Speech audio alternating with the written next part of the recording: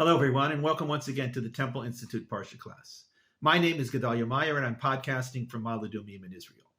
Desperation ranks among the most dreaded emotions out there for the picking. We have all experienced it at many times in our lives, and we all know its siren call of, desperation. Once it strikes, it cannot be turned back by any means known to normal human beings. We can try to shut it off from here to tomorrow, but it always creeps back in, usually with a vengeance. It is quite an amazing emotion if we actually take the time to think about it. It seems to be some sort of devilish combination of other emotions, which, when flipped on at the right times and right proportions, turns everything into a kind of emotional overdrive. This combination can vary from situation to situation. Frequently, fear is the dominating emotion, but it could also be pride or sadness or even love. It is possible that any of the vague list of human emotions could be the driving force for the super emotional state of desperation. But it happens that some push us over that reckless edge more than others. What is desperation? One of the more prominent online definitions has, quote, a state of hopelessness leading to rashness. This sounds like it hits the proverbial nail on the head. Desperation itself is the rashness, but it is the hopelessness which spurs it on. Now, hopeless itself is a rather relative term. There is the truly hopeless state in which one is about to die a dreadful death, and there are an infinite amount of lesser varieties, ranging from financial ruin to uncomfortable situations. Anything less serious than the first is not really hopeless. It is just that we tend to see things in their worst possible light, so hopelessness turns out to be more common than it probably should. Whatever the case and the cause, it is that perception of hopelessness that leads to the extreme rashness which defines desperation. What is the solution for this universal problem? First off, not everybody wants a solution to it. Some thrive on extreme states of desperation to get them going when they really need to get going. Others may find it is a kind of a high that spices up the otherwise long periods of boredom in life. Most of us simply believe that there is no way to fight it, so what's the point? Just let it do its thing and let the cards fall where they may. But we also may be aware that this is frequently a counterproductive way to go about things. Desperation always has an unhealthy tendency to lead to foolish choices. So it is obvious that if there were some magic pill to swallow when it rears its ugly head, we would be wise to swallow it. Where do we find such a pill? There are no easy answers to this question. Telling oneself to stay calm is probably the most tried and true solution, but this only works if the desperation is not so desperate. Under truly desperate situations, the type that have genuine hopelessness in one form or another, things are not so simple. We tell ourselves to be cool and collected, but the desperation is still there, waiting to erupt when we can no longer apply this artificial relaxant. Some are better at this game than others, and they tend to be the ones we want around when we find ourselves in a truly desperate pickle. But all too often, they are nowhere to be found when we need them, and we are left alone to deal with this very personal state of panic.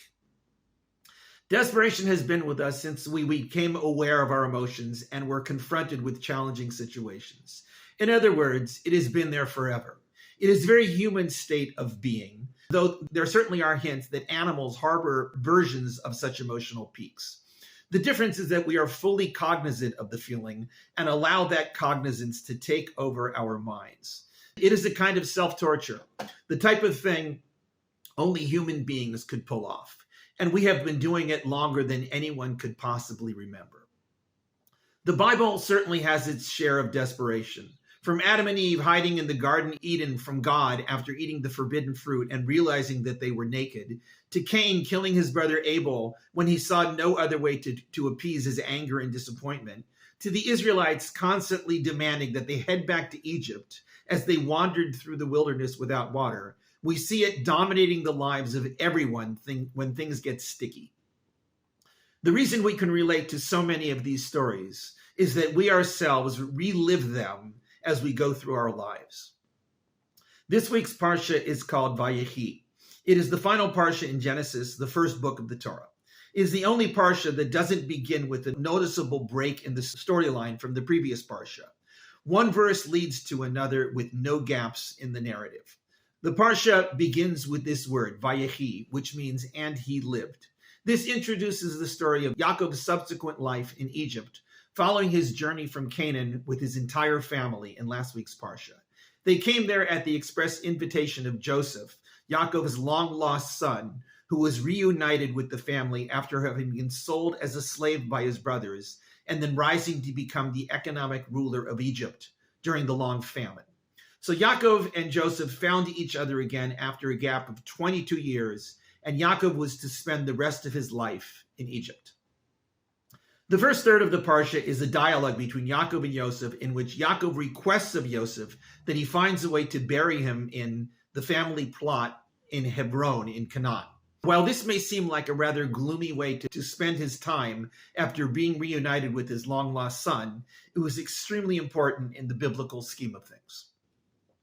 Following this is a sequence of blessings that Yaakov gives to Joseph and then to Joseph's two sons, Ephraim and Manasseh. After this comes the main subject of the Parsha, which is Yaakov's deathbed blessings to all of his sons. These are not classic blessings in the way that we might expect. Rather, they seem to be statements describing each of the sons in some way that reflects their personalities. Each son is included here, some with rather long descriptions and some only taking several words. In the case of Shimon and Levi, the two of them are combined in one description. The most notable feature of these descriptions is that most of them hardly appear to be very complimentary. The first, Reuben, is described as, quote, heedless like water, or something like that. He is chastised for his past affair with his father's concubine. Shimon and Levi are severely criticized for their tendency towards violence, a reference to their decision to slaughter the residents of the city of Shechem following the rape of Dinah, their sister. Yehuda seems to receive a completely favorable description. After him, other sons receive descriptions of questionable praise. One is compared to a snake on the road. Another is described for his military strength. Still others are compared to a donkey bearing a load, a running deer, or a wolf eating its prey. Joseph is the other son who receives a completely complimentary description. Both he and Yehuda were clearly the leaders among the sons, and they are apparently bestowed with the destiny to retain this status and blessed accordingly. The statements are written in very poetic Hebrew and quite difficult to translate accurately. There is a general question on all of this as to what it is referring to. Yakov himself introduces the whole sequence with the statement that, quote, I will tell you what will befall you at the end of days. This dramatic opening could indicate that it is talking about some distant future happenings, not to the sons themselves, but to their descendants in the distant future. This is the way it is generally understood in Jewish tradition. However, the individual descriptions seem to refer to the sons themselves and their personal destinies. Yaakov is pointing to them the core features of their personalities acquired over the course of their lives. This, more than anything else, would determine their individual fates. In the middle of all this, right after the statement to the seventh son, Dan, is a short expression that doesn't fit in at all. It reads, I have hoped for your salvation, HaShem. Jewish tradition classically attaches this expression to the previous statement addressed to Dan, but it is a rather difficult fit. It isn't the least bit clear what it has to do with the description given to Dan. In fact, it doesn't fit in with any of the description. It is the only time in this entire long sequence that the name of God, HaShem, is used. Almost the entire sequence is devoid of any mention of God at all. The exception to this is with Joseph, and even there it is secondary to everything else told to him. This is the only overtly theological expression in the entire passage, and it seems highly out of place. It almost reads like a line out of the Psalms was inserted here by mistake. Why is this strange expression here at all? There are no easy answers to this question. Fitting in with Dan or any of the others is clearly problematic. Why would Yaakov say this prayer-like statement in the middle of these somewhat harsh poetic declarations to his sons on his deathbed? He doesn't seem to be praying for any of them as much as for himself. His exact words are, I hoped for your salvation, HaShem. Why would he say such a thing at this crucial point near the end of his life? Perhaps the answer is that he was in the midst of enlightening his sons, his heirs as to the true nature of their personalities. It wasn't all pleasant. In fact, it was rather problematic. They had already determined who they were, and these things were not all that likely to change. Each would face unique challenges in the course of their lives due to these fixed features of their personalities. They would have to face them alone. Yaakov would not be there to guide them. This is where that psalm-like expression comes in. Yaakov reached a kind of desperation when he truly understood his son's personalities and the challenges they would face in the future. He wouldn't be there to help them. He was helpless to do anything about the future, which was completely out of his hands.